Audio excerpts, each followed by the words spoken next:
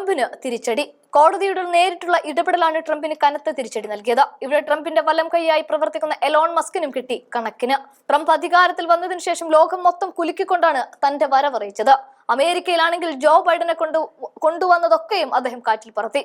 അവിടെയാണ് കോടതി നേരിട്ടിറങ്ങി ട്രംപിനെ പൂട്ടുന്നത്. അമേരിക്കൻ പ്രസിഡന്റ് ഡൊണാൾഡ് ട്രംപിന് വീണ്ടും കോടതിയിൽ തിരിച്ചടിയാണ്. പുതുതായി നിയമിച്ച ജീവനക്കാരെ കൂട്ടത്തോടെ പിരിച്ചുവിടാൻ ഫെഡറൽ ഏജൻസികൾക്ക് നിർദ്ദേശം നൽകിയ ട്രംപ് ഭരണകൂടത്തിന്റെ ഉത്തരവ് US ഫെഡറൽ ജഡ്ജി താൽക്കാലികമായി തടഞ്ഞുവെച്ചു. കാലിഫോർണിയയിലെ ഫെഡറൽ ജഡ്ജിയാണ് ഇത് സംബന്ധിച്ച് ഉത്തരവ് പുറപ്പെടുവിച്ചത്. 1 വർഷത്തിൽ താഴെ പ്രവർത്തിക്കുന്ന പരിചയമുള്ള പ്രൊബേഷണറി ജീവനക്കാർ ഉൾപ്പെടെയുള്ള തൊഴിലാളികളെ പിരിച്ചുവിടാൻ ഫെഡറൽ ഏജൻസികളോട് ഉത്തരവിടാൻ US office of personnel management അധികാരമില്ല എന്ന് ജഡ്ജി വില്യം ആൽസപ്പ് വ്യക്തമാക്കി. US പ്രസിഡന്റ് ഡൊണാൾഡ് ട്രംപും ഗവൺമെന്റ് എഫിഷ്യൻസി ഡിപ്പാർട്ട്മെന്റ് സഹ അധ്യക്ഷനായ എലോൺ മസ്കും ചേർന്നാണ് ഭരണത്തിലെ ചെലവ് കുറയ്ക്കുന്നതിനായി ജീവനക്കാരെ പിരിച്ചുവിടുന്നതായി പ്രഖ്യാപിച്ചത്.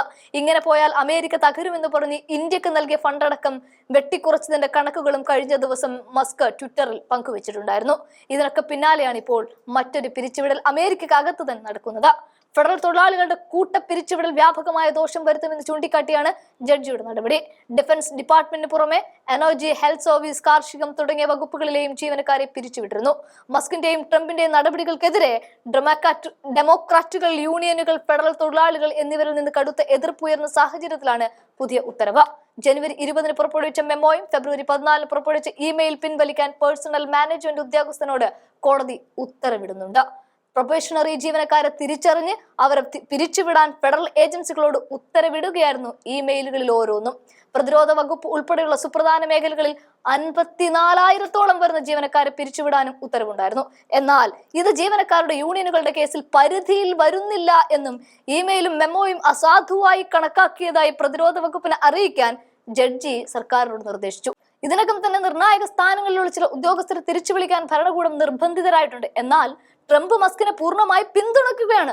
രാജ്യത്തിന്റെ $6.7 ട്രില്യൺ ബജറ്റിൽ നിന്ന് $1 ട്രില്യൺ വെട്ടിക്കുറയ്ക്കുക എന്നതാണ് മസ്കിന്റെ ലക്ഷ്യം. ഇങ്ങനെ കൂട്ടപ്പിരിച്ചുവിടൽ നടത്തിക്കൊണ്ട് ബില്യണുകളും മില്യണുകളും വർദ്ധിപ്പിച്ചാൽ അതത്ര നല്ലതല്ല എന്ന് തിരിച്ചറിയുന്നതോടെ ട്രംപിന്റെ വലം കൈയും വലതും ഇടതും ഒക്കെയായി നിൽക്കുന്ന എലോൺ മസ്കിനും കനത്ത തിരിച്ചടിയാണ് നൽകുന്നത്.